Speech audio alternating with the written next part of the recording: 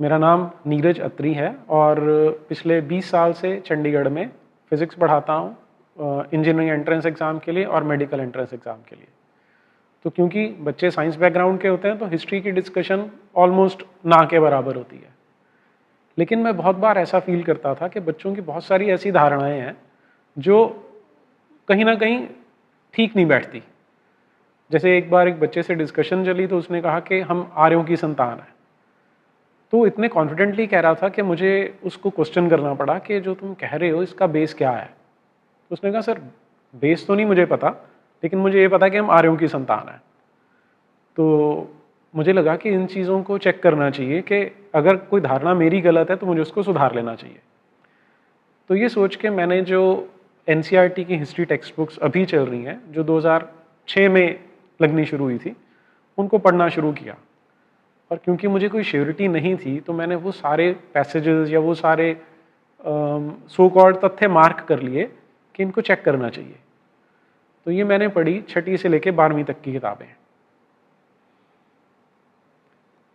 इनमें फिर मैंने क्या किया, जो मुझे डाउटफुल लग रहे थे उनकी मैंने आरटीआई एप्लीकेशंस लगाए। लगभग 110 ऐसे पॉइंट्स थे जो मुझे लग रहा था कि डाउटफुल हैं। तो मैंने ये एप्लीकेशंस भेजी एनसीईआरटी को, डिपार्टमेंट ऑफ सोशल साइंसेस को। तो आपको ये जान के हैरानी होगी कि सबके जवाब तो आए, लेकिन सबका एक स्टैंडर्ड जवाब था कि हमारे पास कोई रिकॉर्ड्स अवेलेबल नहीं है। ये मैं आपको एक एग्जांपल से एक्सप्लेन करने की कोशिश करता हूँ। जैसे 6ठी क्लास की जो बुक है, पेज नंबर 46, ये आप स्लाइड में देख सकते हैं। उसमें लिखा है, ये ऋग्वेद की बात करें या वैदिक एरा की बात करते हैं। ऋग्वेद में मवेशियों, बच्चों और घोड़ों की प्राप्ति के लिए अनेक प्रार्थनाएं हैं। घोड़ों को लड़ाई में रथ खींचने के काम में लाया जाता था। इन लड़ाइयों में मवेशी जीत कर लाए जाते थे। आगे वाला ज़्यादा इंपॉर्टेंट है, लड़ाइयाँ वैसे ज़मीन के लिए भी लड़ी जाती थी जहाँ अच्छे चारागाह हों या जहाँ पर जौ जैसी जल्दी तैयार हो जाने वाली फसलों को उपजाया जा सकता हो। कुछ लड़ाइयाँ पानी के स्रोतों और लोगों को बंदी बनाने के लिए भी लड़ी जाती थी। अब मेरी परसेप्शन ये थी, या हमें ऐसा बताया जाता है कि हमारा जो समाज था वो बहुत ही ज़्यादा सुशिक्षित और बहुत ही विकसित स्थिति में था। लेकिन यहाँ पर एक ऐसी इमेज बनती है कि हम तो बहुत पिछड़े हुए लोग थे जो पानी के लिए या ज़मीन के लिए लड़ रहे हैं, और फिर एक इतना गंदा काम करते हैं कि लोगों को बंदी बनाते हैं। तो अगर ये फैक्ट है, अगर ये सच है तो हमें ये पता होना चाहिए, और अगर झूठ है तो इसका खंडन होना चाहिए। इसके लिए, ये तथ्य जानने के लिए मैंने एक आरटीआई एप्लीकेशन लगाई। वो आरटीआई एप्लीकेशन आप फिर से ये स्क्रीन पे देख सकते हैं। इसमें मैंने 2 चीज़ें मांगी थी। इसमें मैंने मांगा था कि वो सारी की सारी ऋग्वेद की जो श्लोक हैं या ऋचाएँ हैं उनकी एक लिस्ट दो जो इसकी बैकिंग करती हैं, और उन श्लोकों की ट्रांसलेशन किसने की थी वो हमें दिया जाए, और किसने ये वेट किया था कि इसको हमने पढ़ाने के लिए कंटेंट में डालना है। इसका जो रिप्लाई आया वो भी आप ये देख सकते हैं, ये उनका रिप्लाई है एनसीईआरटी का। उनका कहना है कि हमारे पास इस तरह के कोई भी रिकॉर्ड्स अवेलेबल नहीं हैं।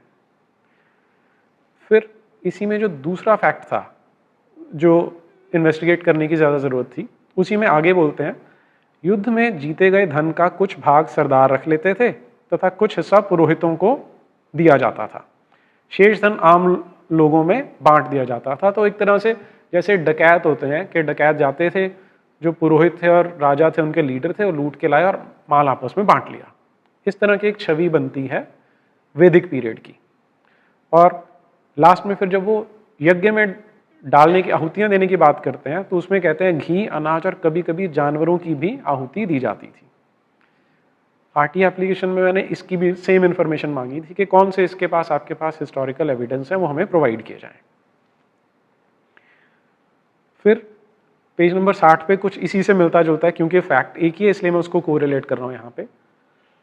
इसमें बात करें कृषि के परिवर्तन की, इसमें बोलते हैं कि अब पहले की तुलना में बहुत ज़्यादा पौधे जीवित रह जाते थे, इसलिए पैदावार भी ज़्यादा होने लगी। इसमें कमर तोड़ परिश्रम लगता था, ये काम ज़्यादातर दास, दासी तथा भूमिहीन खेतिहर मजदूर करते थे। तो पहले वो बता चुके हैं बच्चों को कि लोगों को बंदी बना के लाते थे, अब बता रहे हैं कि उनसे काम करवाया जाता था। अब इसके लिए जब एनसीईआरटी ने मना कर दिया कि हमारे पास कोई इसके आंकड़े नहीं है, हमारे पास कोई रिकॉर्ड्स नहीं है, तो उसके बाद मैंने इस पर रिसर्च करना स्टार्ट किया। तो उसमें अब ये ऐसा पीरियड है जिसके हमारे पास कोई बहुत ज़्यादा डॉक्यूमेंट्स अवेलेबल नहीं है। जिस पीरियड की एनसीईआरटी बात करे वो आज से लगभग 2500 साल पुरानी बात है। उस टाइम का एक ही मेजर हिस्टोरिकल डॉक्यूमेंट मिलता है, वो है जो मेगास्थनीज जब इंडिया में आया था। ये मौर्य डायनेस्टिक के टाइम का है, जब ग्रीस एम्बेसडर था मेगास्थनीज, वो पाटलिपुत्र में आया, जिसे आज हम पटना कहते हैं। वहाँ लगभग 12 साल तक वो रहा। उसने पूरे भारत के आसपास, जो उसके आसपास के इलाके थे, वहाँ पर घुमा फिरा और उसने फिर अपनी एक किताब तैयार किया, जिसके सारी किताब नहीं मिलती, कुछ फ्रैगमेंट्स मिलते हैं। तो उन फ्रैगमेंट्स में वो हमारे देश के बारे में क्या बताता है, ये उसका पेज नंबर 206 है। वो बताता है कि इस देश के बारे में एक बड़ी खास चीज़ है, there is a remarkable fact about India, और वो ये है कि यहाँ पर कोई एक भी गुलाम नहीं है, जो कि एनसीईआरटी की जो स्टेटमेंट थी उससे बिल्कुल रिवर्स जाता है। फिर उसी किताब में वो बताता है कि और देशों में कई देश ऐसे हैं जहाँ पर के विदेशियों को तो गुलाम बना लिया जाता है, लेकिन हिंदुस्तान के लोग ऐसे हैं कि विदेशियों को भी गुलाम नहीं बनाते, अपने देश के लोगों को तो गुलाम बनाने की बात वो सोच भी नहीं सकते। तो हिस्ट्री और जो हिस्ट्री में पढ़ाया जा रहा है उसके अंदर मिसमैच था। फिर उसने, क्योंकि काफ़ी सारी डिस्क्रिप्शन दी है, हमारे यहाँ पर जो कास्ट सिस्टम है इसको एक बहुत ही निंदा की दृष्टि से देखा जाता है, और दुनिया भर में ये कहा जाता है कि जो हिंदुस्तानी समाज है उसकी एक सबसे बड़ी बुराई है वो कास्ट सिस्टम है। और जो ये हिस्ट्री की किताबें अभी हमारे बच्चे पढ़ते हैं उसमें भी ऐसा बताया जाता है कि जो सो कॉल्ड अपर कास्ट थे, जैसे ब्राह्मण थे या क्षत्रिय थे, वो तो रूल करते थे और बाकियों का शोषण किया जाता था। इसी के बेसिस पे बहुत सारी जो पॉलिटिकल पार्टीज़ हैं वो भी अपना कमा खा रही हैं, और बहुत सारे सो कॉल्ड आंदोलन भी इसके नाम पे चलाए जाते हैं। लेकिन अगर हम हिस्टोरिकल डॉक्यूमेंट्स देखने जाते हैं तो हमें इस तरह का कोई भी एक भी इंसिडेंट देखने को नहीं मिलता जिसमें शोषण की बात आती हो। अब ये जो मेगास्थनीज एक्सप्लेन कर रहा है उसमें वो क्या बताता है, मैं फिर से कोट करता हूँ इसको।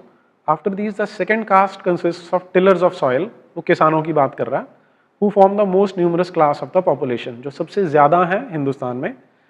दे are neither furnished with arms nor have any military duties to perform, कि उनको लड़ना नहीं होता, उनको वेपन्स नहीं दिए जाते, but they cultivate the soil and pay tribute to the kings and the independent cities. क्योंकि तब छोटे छोटे राज्य थे तो सबको ट्रिब्यूट दिया जाता था, आज जैसा केंद्रीकरण नहीं था उस टाइम पे। इन टाइम्स ऑफ सिविल वॉर, ये हमारे लिए ज़रूरी है कि जब अंदर लड़ाइयाँ हो भी रही होती थी, soldiers are not allowed to molest the husbandsman और रैवेज देयर लैंड्स, कि ना तो आप किसानों को कुछ कह सकते हैं और ना ही उनकी जो भूमि है उस पर कोई नुकसान कर सकते हैं। Hence, while the former are fighting and killing each other as they can, the latter may be seen close at hand tranquilly pursuing their work. कि जब ये सैनिक आपस में लड़ रहे होते थे तब भी किसान बड़े मज़े से अपने खेत में खेती कर रहा है, उसको ये चिंता ही नहीं होती थी कि उनको कोई हाथ भी लगा सकता है। अब इसमें जब एनसीईआरटी ने हमें जवाब देने से मना कर दिया, उन्होंने बोला रिकॉर्ड्स नहीं है, तो एक तो हमने रिसर्च करनी शुरू की। रिसर्च में जब हमें पता लगा कि उनके फैक्ट्स गलत हैं तो हमने एनसीईआरटी को रिप्रेजेंटेशंस डाले कि आपकी कमियां हैं, ये फैक्ट हैं, आप इनको सुधारें। इन रिप्रेजेंटेशंस का हमें कोई रिप्लाई नहीं आया, कोई जवाब नहीं आया। तो फिर हमने जो Punjab and Haryana high court है उसमें हमने एक पटिशन फाइल की इन बुक्स को सुधारने के लिए। तो कोर्ट ने ये हमें कहा कि आप जाके ये पटिशन पहले एनसीईआरटी को सबमिट करिए, अगर वो इसको सुधारते हैं तो ठीक है, नहीं तो आप हमारे पास वापस आ सकते हैं, will take up the case. तो हमने सारी पिटिशन एनसीईआरटी को भेजी, ऑल्दो पहले भी भेजी जा चुकी थी, लेकिन अब क्योंकि कोर्ट के डायरेक्शन से तो अब भेजी गई। तो एनसीईआरटी के डायरेक्टर ने कहा हम इसको देखेंगे और विल सी कि अगर कुछ इसमें करने की कोई इम्प्रूवमेंट की ज़रूरत है तो करेंगे। जब हमें लगभग 6-8 महीने हो गए एनसीईआरटी से कोई रिप्लाई नहीं आया, तो हमने आरटीआई एप्लीकेशन लगाई वहाँ पर पूछने के लिए कि क्या हो रहा है। तो हमें जवाब मिला कि वो पटिशन सारी की सारी JNU को भेजी गई है, क्योंकि वहाँ के हिस्टोरियंस हैं जिन्होंने ये किताबें लिखी हैं। और लगभग 1 साल बाद उसका हमें जवाब आया। अब वो जो रिप्लाई है वो मैं आपके साथ शेयर करता हूँ यहाँ स्लाइड में। इसमें उनका कहना है कि हमारे पास यहाँ जो फैक्ट्स हैं वो क्या हैं, जिसके आधार पर उन्होंने ऋग्वेद को कोट किया है। उनका कहना है कि ऋग्वेद में उन्होंने उसकी ट्रांसलेशन को यूज़ किया है कि बहुत जगह पे जो इंद्र है उसको एज वॉरियर ट्रीट किया जाता है, इसलिए हमने उसकी जो वर्सेस हैं उनको ऐसे ट्रांसलेट कर दिया कि इंद्र उनको जिताएगा और जब उनको विक्ट्री मिलेगी, जब वो जीतेंगे तो वहाँ से वो धन लूट के लाएंगे और लोगों को लूट के लाएंगे। जबकि पूरे के पूरे श्लोक में जब आप संस्कृत में उसको पढ़ते हैं ऐसा कोई वर्ड देखने को नहीं मिलता। और इसमें एक वर्ड पे उन्होंने जो स्ट्रेस किया, उनका कहना था term translated for lord is the epithet Jit. अब जीत हम जानते हैं कि कॉन्करर के लिए होता है, उन्होंने भी इसको माना है।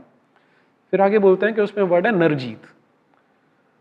अब क्योंकि नरों को जीतना है इसलिए हमने बोला कि वो कैप्चर करते थे लोगों को। इसमें आप जो हिपोक्रेसी है वो देख सकते हैं। नरजीत का मतलब कैप्चर करना नहीं हो सकता, कभी भी कॉन्कर करना तो हो सकता है, लेकिन उसको ट्रांसलेट करके, क्योंकि उन्होंने ये दिखाना था, ऐसी एक छवि प्रस्तुत करनी थी कि यहाँ के लोग पिछड़े हुए थे, यहाँ का समाज पिछड़ा हुआ था, इसलिए उन्होंने नरजीत को ऐसे ट्रांसलेट किया है कि लोगों को दास बनाया जाता था। अब जो संस्कृत के स्कॉलर हैं, हमने फिर उनसे इस बारे में चर्चा की, तो उन्होंने इससे भी ज़्यादा जो रोचक तथ्य बताया वो क्या था कि नरजीत जो एक यज्ञ किया जाता था वो हमारे देश में इतिहास में बहुत से लोगों ने किया है और बहुत सारे उपनिषदों में भी उसका वर्णन आता है। और नरजीत और विश्वजीत का अर्थ था जिसने विश्व जीत लिया।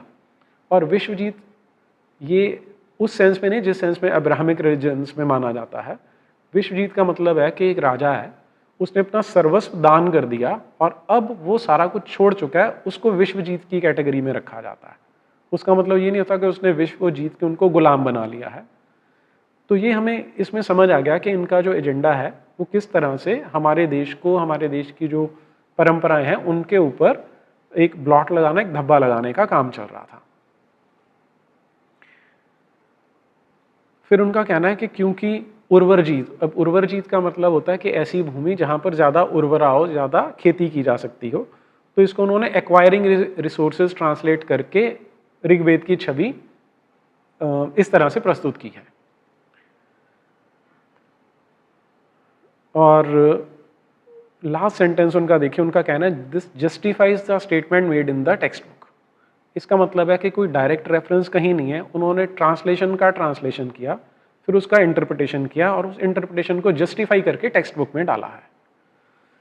अब इस तरह की टीचिंग आप फिक्शन में तो कर सकते हैं, तो या तो सब्जेक्ट का नाम फिक्शन हो जाना चाहिए बजाय हिस्ट्री के, क्योंकि हिस्ट्री तो हमेशा फैक्ट्स पे बेस्ड होनी चाहिए। हमारे देश में हिस्ट्री को बहुत ज़्यादा पॉलिटिसाइज किया जाता है, उसका एक राजनीतिकरण हो गया कि कभी भी कोई हिस्ट्री की बात करेगा तो एक बोलेगा नहीं ये तो कम्युनिस्टों की लिखी हुई हिस्ट्री है, दूसरा बोलेगा नहीं नहीं ये तो दूसरे कैंप की लिखी हुई हिस्ट्री है। एज अ टीचर मेरा ये मानना है कि अगर आपको कुछ भी पढ़ाना है बच्चों को तो उसमें सिर्फ 2 ही कैंप हो सकते हैं, सच का और झूठ का। कि या तो आप बच्चों को पढ़ाना है तो सच पढ़ाएं, क्योंकि पढ़ाने के लिए झूठ का सहारा भी नहीं लेना चाहिए और पढ़ाया भी नहीं जाना चाहिए। लेकिन अनफॉर्चुनेटली ये जो पिछले 12-13 साल से किताबें हमारे बच्चे पढ़ रहे हैं वो मैक्सिमम झूठ के ऊपर बेस्ड है या आधे झूठ के ऊपर बेस्ड है। अब इसमें एक और चीज़ जो हमने उनसे मांगी थी कि जो आप कह रहे हैं कि जो लूट के लाते थे उसको आपस में शेयर किया जाता था कि इसके फैक्ट दीजिए क्या है, तो इसमें भी उन्होंने एक ऋग्वेद के श्लोक को कोट किया है। उस श्लोक में कहीं पर संस्कृत में या उसकी हिंदी की ट्रांसलेशन में कहीं ऐसा नहीं मिलता कि हमने रिसोर्सेज को लूटना और आपस में बांटना है। तो उन्होंने उसके लिए भी वही वाला ट्रिक लगाया कि एक अंग्रेज ऑथर की ट्रांसलेशन को लिया है। यहाँ पे आपको ये ध्यान रखना है कि किसी भी ट्रेडिशनल स्कॉलर से डिस्कशन नहीं की गई, किसी भी हमारे देश के स्कॉलर की ट्रांसलेशन यूज़ नहीं की गई। ये सारी जब अंग्रेज़ यहाँ होते थे उस ज़माने की ट्रांसलेशन यूज़ कर रहे हैं। और उसमें उन्होंने क्या जस्टिफिकेशन दिया इसका कि क्योंकि इस श्लोक में अग्नि को कोट किया जा रहा है और अग्नि को क्योंकि एक देवता माना जाता है और उसको फ्रीक्वेंटली कंपेयर किया जाता है ब्राह्मणों से या प्रीस्ट्स के साथ, इसलिए हमने बोला कि जो प्रीस्ट हैं वो धन को आपस में बांट लेते थे। तो अब आप सोच सकते हैं कि किस लेवल का ये जो षड्यंत्र है हिस्ट्री बुक्स के थ्रू किया जाता है।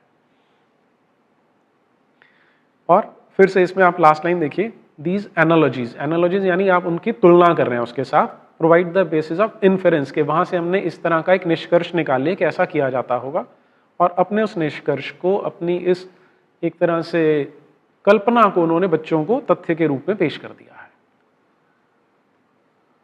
अब ये मैं सामने पूरे का पूरा उनका जो आंसर है वो दे रहा हूँ इस स्लाइड में। आप देखेंगे इसमें आपको कहीं पर ना तो कोई गुलामी, स्लेवरी जैसा कुछ मिलेगा और ना ही कहीं पे लूटने जैसा कुछ मिलेगा।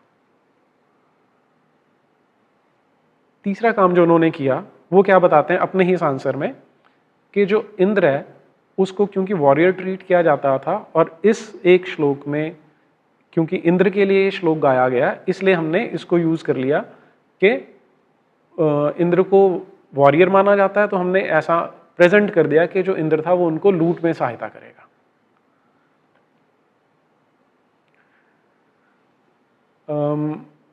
इसमें मैं अभी फोकस दास प्रथा पे ही रखता हूँ, क्योंकि दास प्रथा को या गुलामी को हमारे देश में पढ़ाया जा रहा है बच्चों को, कि ऋग्वेद काल में और उसके बाद भी लोगों को गुलाम बनाया जाता था। अब ये 11वीं क्लास की किताब है। इसमें कहना है कि दास प्रथा और श्रम संबंधी मुद्दों पर भी विचार कर लेना प्रासंगिक होगा। यह जब वो यूरोप की बात करते हैं। जब पहले हिंदुस्तान की बात कर रहे थे, पहले हमने वो देख लिया, अब यूरोप के बारे में उनका क्या कहना है।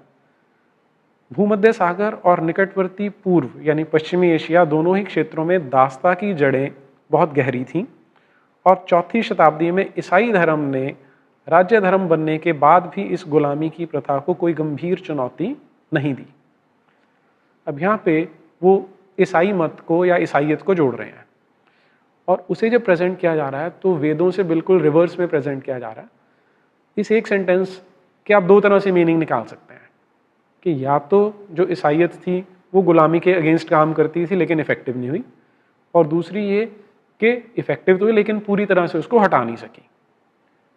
ये दोनों के दोनों जो कंक्लूजन इस एक सेंटेंस से निकलेंगे, जो बच्चे निकालेंगे इनको पढ़ के, वो दोनों ईसाइयत के जो मूलभूत उसकी शिक्षाएं हैं उनसे मैच नहीं करते। ऐसे ही जब इस्लाम को प्रस्तुत किया जाता है तो उसमें बताया जाता है कि मोहम्मद ने एक नया मजहब शुरू किया जिसमें बड़ी अच्छी अच्छी बातें बताई जाती थी, जैसे चोरी ना करना और खैरात बांटना, और साथ में स्पेशली क्या बताया जाता है कि कयामत के दिन मुक्ति और धरती पर रहते हुए समाज के संसाधनों में हिस्सा देने का आश्वासन मुसलमानों को दिया जाता था। अब यहाँ पर जो ईसाइयत के लिए और इस्लाम के लिए शब्द यूज किए जाते हैं, उनकी छवि ऐसी बनाई जाती है कि जैसे इनमें कहीं पर ना तो कोई भेदभाव आता है ना कोई गुलामी आती है। लेकिन अगर हम दोनों की जो किताबें हैं उनको पढ़ेंगे, ईसाइयत के लिए अगर आपको जानना है तो आप बाइबल पढ़ सकते हैं, इस्लाम को जानना है तो आप कुरान पढ़ सकते हैं, या इस्लाम को जानना है तो जो अरेबिया के पैगंबर हैं मोहम्मद, उनकी बायोग्राफी पढ़ सकते हैं। इन दोनों किताबों से आपको फैक्ट्स देखने को मिलते हैं कि सच में ये किताबें क्या कहती हैं। अब इसमें पहला मैं एग्जाम्पल ले रहा हूँ बाइबल में से। बाइबल का जो ओल्ड टेस्टामेंट है उसमें है जो निर्गमन चैप्टर है उसका 21st चैप्टर लेंगे, इंग्लिश में इसको एक्सोडस बोलते हैं। इसमें आप देखेंगे तो मैं इसको पढ़ के बताता हूँ। तब परमेश्वर ने मूसा से कहा, ये वे अन्य नियम हैं जिन्हें तुम लोगों को बताओगे। यदि तुम एक हिब्रू दास खरीदते हो तो उसे तुम्हारी सेवा केवल 6 वर्ष करनी होगी। 6 वर्ष बाद वह स्वतंत्र हो जाएगा, उसे कुछ भी नहीं देना पड़ेगा। तुम्हारा दास होने के पहले यदि उसका विवाह नहीं हुआ है तो वह पत्नी के बिना ही स्वतंत्र हो चला जाएगा, किंतु यदि दास होने के समय वह व्यक्ति विवाहित होगा तो स्वतंत्र होने के समय वो अपनी पत्नी को अपने साथ ले जाएगा। अब नेक्स्ट पॉइंट क्या आता है इनका, यदि दास विवाहित नहीं होगा तो उसका स्वामी उसे पत्नी दे सकेगा। यदि वह पत्नी पुत्र या पुत्रियों को जन्म देगा तो वह स्त्री तथा बच्चे उस दास के स्वामी के होंगे। अपने सेवन काल के पूरा होने पर केवल वह दास ही स्वतंत्र किया जाएगा। ये मैं एक एग्जांपल दे रहा हूँ, लेकिन अगर आप ओवरऑल बाइबल का बेशक ओल्ड टेस्टामेंट या न्यू टेस्टामेंट देखेंगे, कहीं पर भी गुलामी या स्लेवरी के अगेंस्ट इसमें कोई एक शब्द आपको देखने को नहीं मिलता। उसके ठीक विपरीत गुलामी की जो फेवर है या दास प्रथा की जो फेवर है वो बाइबल में आपको सब जगह मिल जाएगी। अब आप अगर इसी एक पैराग्राफ को एनालाइज करते हैं तो अगर किसी के बच्चों को और उसकी पत्नी को गुलाम बनाया जा रहा है, इसका मतलब वो सारी उम्र वहां गुलाम रहने वाला है।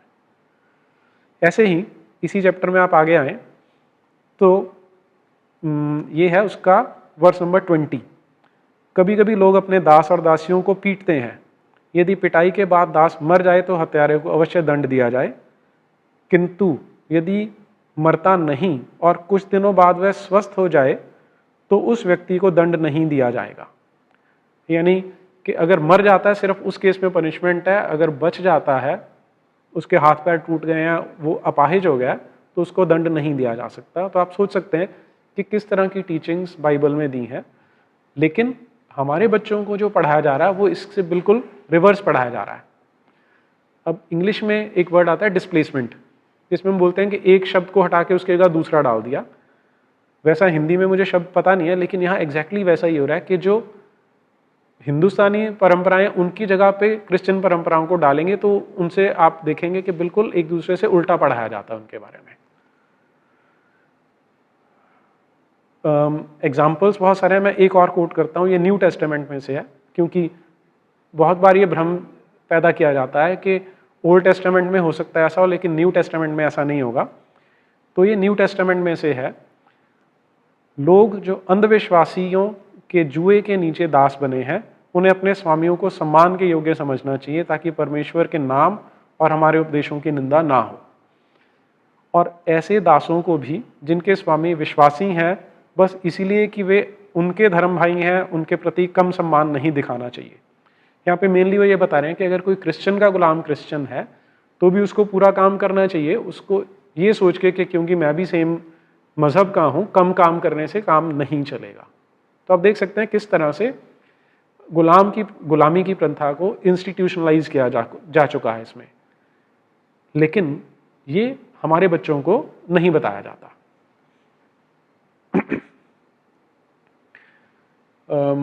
ऐसे ही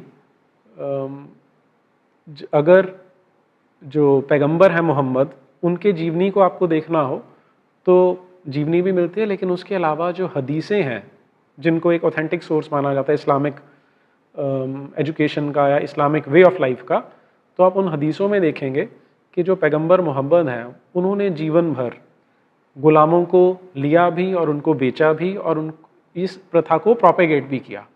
इसका मैं एक एग्जाम्पल कोट करने वाला हूँ। देखिए, हदीसें जो हैं दुनिया भर में लगभग 200 से ज़्यादा किताबें हैं इसकी, लेकिन उन सबको ऑथेंटिक नहीं माना जाता। सुन्नी इस्लाम में 6 ऐसी हदीस हैं जिनको ऑथेंटिक माना जाता है, उन्हें सही सित्ता कहा जाता है। इन 6 में भी जो सबसे ऑथेंटिक हैं वो है बुखारी और मुस्लिम। ये मैं उसमें से कोट कर रहा हूँ। इसमें एक युद्ध की बात बताते हैं कि एक आदमी बता रहा है कि जब एक युद्ध हुआ तो वहाँ पर उन्होंने बहुत से लोगों को गुलाम बनाया, पकड़ के लाए। उसमें एक लड़की बहुत सुंदर थी जो एक इस्लामिक वॉरियर के कब्जे में थी, और जब उसको लेके मदीना में पहुंचा तो वहाँ पर पैगंबर उसे मिलता है रास्ते में और वो उसे कहता है कि वो जो लड़की तुम्हारे पास है वो मुझे दे दो। तो ये जो वॉरियर है बोलता है कि मैंने अभी उसके कपड़े नहीं उतारे हैं, लेकिन मैं अभी उसको दे नहीं रहा हूँ। तो फिर वो बताता है कि अगले दिन पैगंबर दोबारा मिलते हैं उसको मार्केट में और फिर वही बोलते हैं कि वो लड़की मुझे दे दो। तो बोलता है कि अल्लाह के रसूल, मैं ये लड़की आपको दे देता हूँ। फिर वो अल्लाह के रसूल क्या करते हैं, उस लड़की को ले जाके बेच देते हैं और उसके बदले में कुछ मुसलमानों को छुड़ा के लाते हैं। तो ये प्रथा इस्लाम में और क्रिश्चियनिटी में दोनों में पूरी तरह से लीगल है और पूरी तरह से वैलिड रही है।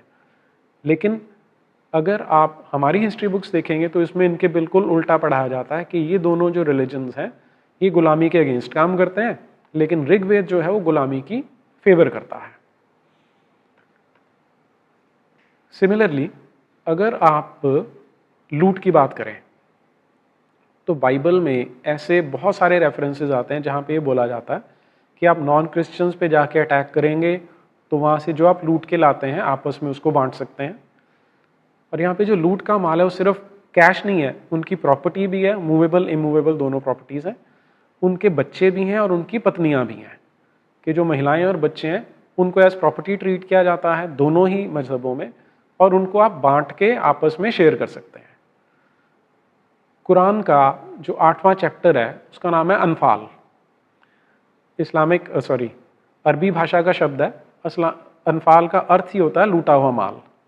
तो जो सबसे बड़े चैप्टर्स हैं कुरान के, उनमें से एक ये है, और ये सिर्फ लूट के माल की बात, उसको कैसे डिस्ट्रीब्यूट करना है, कैसे बांटना है, उसके बारे में बताता है। इसकी पहली वर्स आप देखेंगे तो पहली जो आयत है वो है, ए मोहम्मद, मुजाहिद लोग, मुजाहिद जो जिहाद करने वाले होते हैं, मुजाहिद लोग तुमसे गनीमत के बारे में सवाल करते हैं। गनीमत जो शब्द है वो अनफाल का ही दूसरा नाम है। इसका अर्थ भी वही होता है कि जिहाद के टाइम जो आप माल लूट के लाते हो उसको गनीमत कहते हैं। तुमसे गनीमत के बारे में सवाल करते हैं कि क्या हुक्म है। कह दो कि गनीमत खुदा और उसके रसूल का माल है, तो खुदा से डरो और आपस में सुलह रखो, और अगर ईमान रखते हो तो खुदा और उसके रसूल के हुक्म पर चलो।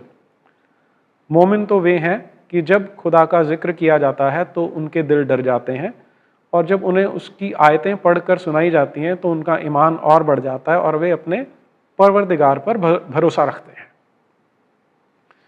तो इस एक आयत में मेनली उनका बताना है, ये जो चैप्टर है अनफाल, ये मोहम्मद के जीवन के उस पीरियड का है जब इन्होंने रेड डाल के बहुत सारा सामान लूट के लाए थे, और जो उनके फॉलोअर थे उनका आपस में एक डिस्कशन हो रही थी कि इस माल का क्या करना है। तो ये एक आयत ये बताती है कि जो लूटा हुआ माल है उसको मुसलमान आपस में बांट के खा सकते हैं, आपस में शेयर कर सकते हैं।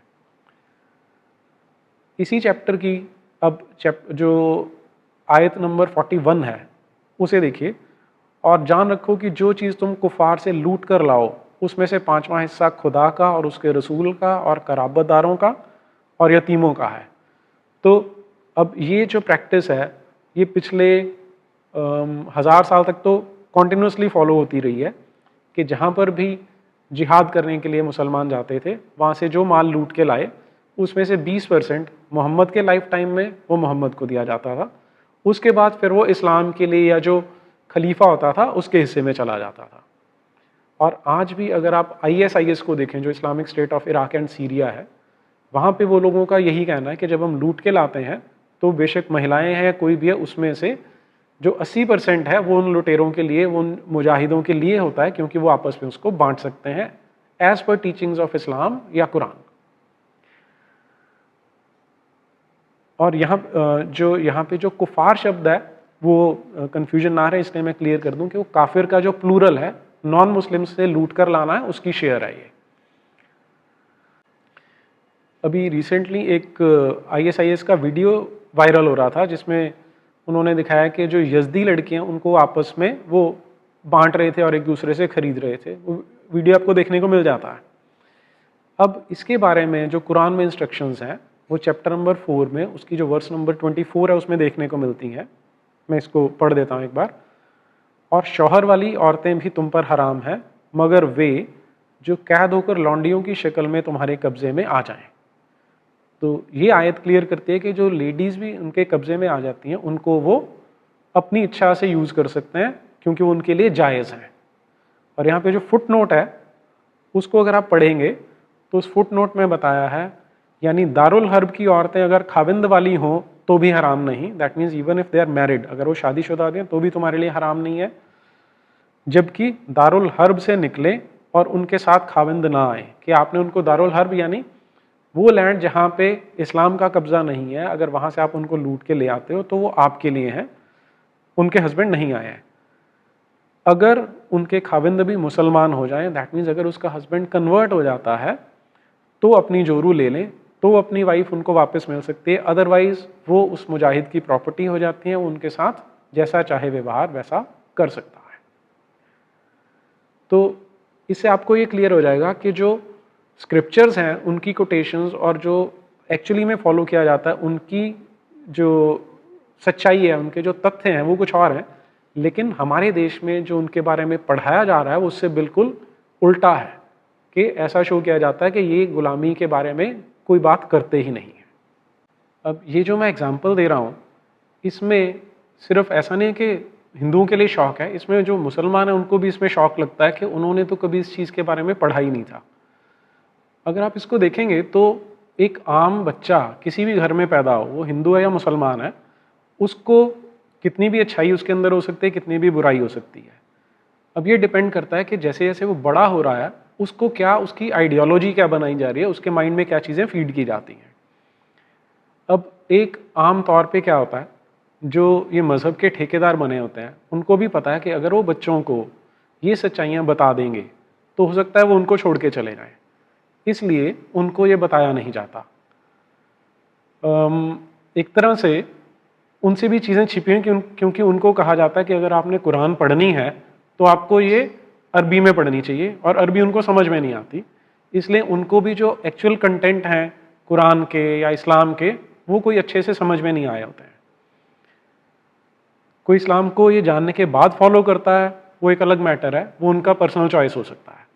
लेकिन हमें एज अ नेशन ये देखना चाहिए कि ये जिस तरह की टीचिंग्स हमारे यहाँ पर स्क्रिप्चर्स के अंदर दी हुई है, क्या वो हमारे देश की डेमोक्रेटिक वैल्यूज़ के साथ, हमारी कॉन्स्टिट्यूशनल एथोस के साथ, या हमारे जो आज का सामाजिक ढांचा है उसके साथ मैच करती हैं। और अगर नहीं करती तो क्या हम इनको सिर्फ इसलिए छोड़ सकते हैं कि किसी के रिलीजियस सेंटिमेंट हर्ट हो सकते हैं। एक ये तो प्योरली जो स्क्रिप्चरल एस्पेक्ट आता है।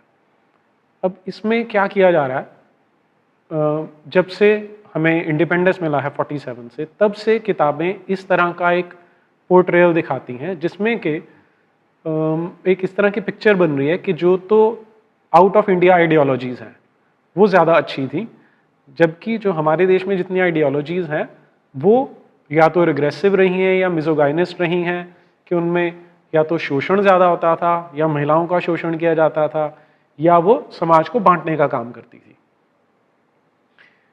एक्चुअल पिक्चर क्या है, अगर आप देखेंगे कि जितने भी आउट ऑफ इंडिया आइडियोलॉजीज़ हैं, आप उनको अब्राहमिक रिलीजन्स कह सकते हैं, वो समाज को भी बांटती हैं दो ब्रॉड हिस्सों में। कि एक मान लीजिए अगर हम बाइबल का एग्जांपल लें तो एक क्रिश्चियन है, दूसरा नॉन क्रिश्चियन है। अगर आप इस्लाम का एग्जांपल लें तो एक मोमिन है और दूसरा काफिर है। तो ये इस तरह की बाइनरी जो है इन दोनों में प्रेजेंट है, जो आपको किसी भी इंडिक रिलीजन में या जो हमारे देश के जितने भी मत पंथ संप्रदाय हैं उनमें आपको कहीं भी देखने को नहीं मिलती है। अब ये जो निगेशनिज्म है या नकारवाद है, ये हमारे देश में क्यों चलाया जा रहा है? सेक्युलरिज्म के नाम पर चलाया जा रहा है या इसके पीछे कोई पॉलिटिकल एजेंडा है, वो तो मैं दर्शकों के ऊपर छोड़ने वाला हूँ। लेकिन हमें एक जो फ़र्क समझने की ज़रूरत है, कई बार हमें गलतफहमी हो जाती है कि इसमें अकेला जो हिंदू है वही एक विक्टिम है। हमें ये मान के चलना चाहिए कि जो मुसलमान है इस देश में, उसके भी पूर्वज तो हिंदू ही थे। कभी वो कन्वर्ट हो गया, कभी तलवार के ज़ोर पे या कभी उसको जिजिया के ज़ोर पे कन्वर्ट कर लिया गया है। लेकिन उसको भी जब तक हम यहाँ की जो डेमोक्रेटिक वैल्यूज़ हैं, जो यहाँ की आइडियोलॉजी हैं, वो नहीं बताएंगे और उसको जब तक ये समझ में नहीं आएगा कि उसको किधर लेके जाया जा रहा है और उसके जो स्क्रिप्चर्स हैं वो क्या कहते हैं, तब तक मुझे लगता है कि हमारे देश में ये जो एक आए दिन हमें संकट देखने को मिलता है वो बना रहेगा। और इसे दूर करने का सबसे अच्छा जो तरीका है हमारे देश में वो हमारा एजुकेशन सिस्टम है। लेकिन अनफॉर्चुनेटली उसी एजुकेशन सिस्टम को, जिस पे हम विश्वास करते हैं कि वो सच पढ़ाएगा, उसी को यूज़ करके बिल्कुल उल्टा काम किया जा रहा है। और ये आज से नहीं है, ये जब से हमें इंडिपेंडेंस मिली है तब से चल रहा है। सिर्फ एक जो डिफरेंस मुझे देखने में आया है वो क्या है कि पहले जो बुक्स 2006 से पहले की जो किताबें देखने को मिलती हैं, उनमें जो लीनिंग है वो एंटी हिंदू या एंटी इंडिया है और प्रो कम्युनिज्म है, उसमें वो लेफ्ट टच हमें देखने को मिलता था। लेकिन अभी जो करंट बुक्स हैं, इनमें एक जो नया ट्रेंड आपको देखने को मिलेगा वो है ये क्रिश्चियनिटी की फेवर में या मिशनरीज की फेवर में ज़्यादा टिल्ट किया हुआ है। और जो नैरेटिव बनाया है उसको अगर आप ब्रॉडली क्लासीफाई करें तो वो जिसे आजकल हम ब्रेकिंग इंडिया फोर्सेस कहते हैं, उनके बिल्कुल पैटर्न पे तैयार किया गया। एक तो नॉर्थ साउथ डिवाइड क्रिएट करता है कि नॉर्थ और साउथ में जो एक तो कल्चरल डिफरेंस है और दूसरा ये प्रिटेंड किया जाता है, ऐसा एक डिपिक्शन किया जा रहा है कि जो नॉर्थ है और जो साउथ है वो कभी भी इंडिया या भारत का हिस्सा रहा ही नहीं है, जो कि फिर से हिस्टोरिकली बिल्कुल गलत है। क्योंकि हम यहाँ के सोर्सेज को तो छोड़ ही दें, अगर हम जो विदेशी यहाँ आए थे, मान लीजिए हम मेगास्थनीज का एग्जाम्पल लेते हैं, या उसके बाद अल्बेरूनी आया आज से लगभग 1000 साल पहले, फिर 1300 के आसपास अमीर खुसरो आता है। ये सारे जो हिंदुस्तान को डिस्क्राइब कर रहे हैं, उनकी बाउंड्रीज बताते हैं, वो सारी की सारी बाउंड्रीज हिमालय से शुरू होती हैं और पूरे हिंद महासागर तक जाती हैं। तो ये एक आर्टिफिशियल कंस्ट्रक्ट है, जो फिर से जो मिशनरी नेटवर्क जब से यहाँ पे एक्टिव हुआ, उन्होंने ये नॉर्थ साउथ डिवाइड क्रिएट किया था, और जो आज की प्रेजेंट बुक्स हैं ये उसी को और आगे बढ़ा के लेके जाती हैं। फॉर एग्जाम्पल, ये 7वीं क्लास की किताब है, पेज नंबर 3 पे इसमें लिखा गया है कि जो दक्षिण भारत है वो कभी भी हिंदुस्तान में सम्मिलित नहीं था, जो हिस्टोरिकली बिल्कुल गलत स्टेटमेंट है, लेकिन क्योंकि ये देश तोड़ने वाली किताबें हैं इसलिए इनमें इनको प्रेजेंट किया गया है। दूसरा डिवीजन, जो ब्रॉडर डिवीजन ये किताबें करती हैं, वो है मैन वर्सेस वुमेन का। ऐसा दिखाने की कोशिश की गई है कि यहाँ की जो प्राचीन परंपराएं थी वो एंटी वुमेन थी, कि महिला विरोधी थी वो। तो इससे उनका एक ऑब्जेक्टिव आ रहा है कि 50% ऑफ पॉपुलेशन बाकी की 50% पॉपुलेशन के एंटागोनिस्टिक हो सकती है, और फिर से एक नई डिवीजन, एक नई फॉल्ट लाइन क्रिएट करती है, इस तरह की आर्टिफिशियल डिवीजन। तीसरा जो डिवीजन ये क्रिएट करते हैं वो लिंग्विस्टिक बेसिस के ऊपर, कि जो लैंग्वेजेस हैं उनको भी एक के सामने रख के उसको पिट किया जाता है। फॉर एग्जाम्पल, सबसे ज़्यादा बड़ा टारगेट इन किताबों में बनाया है संस्कृत को। अब डायरेक्टली तो इस संस्कृत पे अटैक नहीं कर सकते। अगर आप संस्कृत की पॉलिटिक्स भी देखेंगे तो जिस समय अर्जुन सिंह एजुकेशन मिनिस्टर बने थे, तो उन्होंने संस्कृत को एक तरह से साइडलाइन कर दिया था। उस टाइम कुछ सोशल एक्टिविस्ट थे जिन्होंने पिटीशन डाली सुप्रीम कोर्ट में, और सुप्रीम कोर्ट ने जजमेंट दिया था कि संस्कृत को करिकुलम में मिलाना पड़ेगा। तो वहाँ से, क्योंकि सुप्रीम कोर्ट का डंडा था, इसलिए इनको वापस संस्कृत ऐड करनी पड़ी। फिर बीच में जब सरकार चेंज हुई तो एक पिटीशन फाइल किया गया था फिर से सुप्रीम कोर्ट में, जिसमें ये कहा गया था कि जो संस्कृत है उसको पढ़ाना सेक्युलरिज्म के अगेंस्ट जाता है। ये पिटीशन एक बड़ी फेमस यहाँ की सोशल एक्टिविस्ट हैं अरुणा रॉय, उन्होंने कुछ लोगों के साथ मिलकर की थी, जो बाद में सोनिया गांधी की नेशनल एडवाइजरी कमेटी की मेंबर रही हैं, प्रोमिनेंट मेंबर रही हैं। उस पिटीशन को सुप्रीम कोर्ट ने डिसमिस कर दिया था, क्योंकि सुप्रीम कोर्ट का ये मानना था कि जो संस्कृत है वो हमारे देश की जो एथोस है, जो हमारे देश की संस्कृति है, उसकी जान है, और उसे जाने बिना कभी भी बच्चे इस देश की संस्कृति को नहीं जान सकते। तो जब वो रास्ता बंद हुआ, अब जो प्रेजेंट किताबें हैं इनमें संस्कृत का जो विरोध है वो साइकोलॉजी को, या जो आजकल हम बोलते हैं कि मनोविज्ञान को यूज करके किया जा रहा है। इसके लिए जो टूल यूज किए जाते हैं, अब एक मनोविज्ञान की एक टेक्निक होती है जिसे बोला जाता है गिल्ट बाय एसोसिएशन, कि आप कोई दो चीज़ों को आपस में जोड़ दो, अगर एक बुरी है तो साथ में जुड़ी दूसरी ऑटोमेटिकली बुरी लगने लग जाती है। तो जहाँ पर भी कहीं पे महिलाओं के दमन की बात आती है वहाँ पे जानबूझ के संस्कृत को जोड़ दिया जाता है। फॉर एग्जाम्पल, ये 8वीं क्लास की किताब में दिया गया है कि पंडिता रमाबाई थी, जो संस्कृत की एक महान ज्ञाता थी, और उनका कहना है कि जो हिंदू धर्म है वो महिलाओं का दमन करता है। तो इनडायरेक्टली मीनिंग ये आता है कि जो संस्कृत के शास्त्र हैं वो महिलाओं के दमन के लिए एक निर्णायक कड़ी है। इस तरह की जो किताबें हमारे बच्चे पढ़ रहे हैं, अब हम तो नॉर्मली एक्सपेक्ट करते हैं कि एनसीईआरटी एक डेमोक्रेटिक संस्था है जिस पे हम रिलाई करते हैं, लेकिन एज अ समाज, एज अ सोसाइटी शायद हमने कहीं गलती कर दी है कि हमने इन संस्थाओं के ऊपर चेक्स और बैलेंसेस नहीं रखे, जिसके कारण ये पिछले 14-15 साल से इस तरह का डिवाइसिव एजेंडा हमारे बच्चों के बीच में, अब ये किताबें करोड़ों बच्चे पढ़ते हैं, हर साल पढ़ते हैं, उनके बीच में हर साल जा रहा है।